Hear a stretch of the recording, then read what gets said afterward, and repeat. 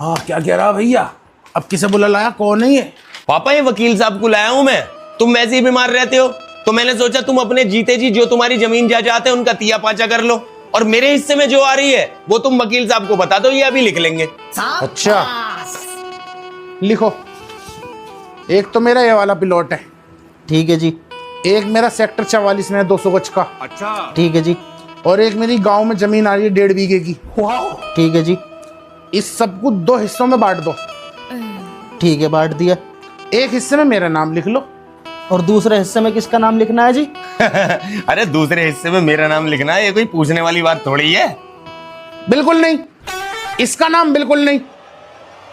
आप एक काम करो वकील साहब, ये दूसरा हिस्सा आप रख लो।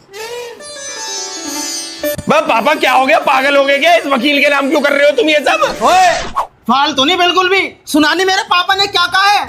जो उनका फैसला है ना अटल है। पापा इसे समझाओ, ये क्या करवा रहे हो तुम? ओए चल निकल यहाँ से, चल। पापा से बदतमीजी नहीं और ऊंचे बात में बात नहीं करते।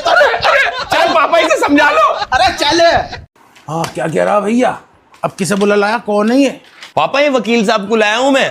तुम वैसे ही बीमार रहते हो तो मैंने सोचा तुम अपने जीते जी जो तुम्हारी जमीन जायदाद है उनका तिया पाचा कर लो, और मेरे हिस्से में जो आ रही है वो तुम वकील साहब को बता दो, ये अभी लिख लेंगे। अच्छा, लिखो।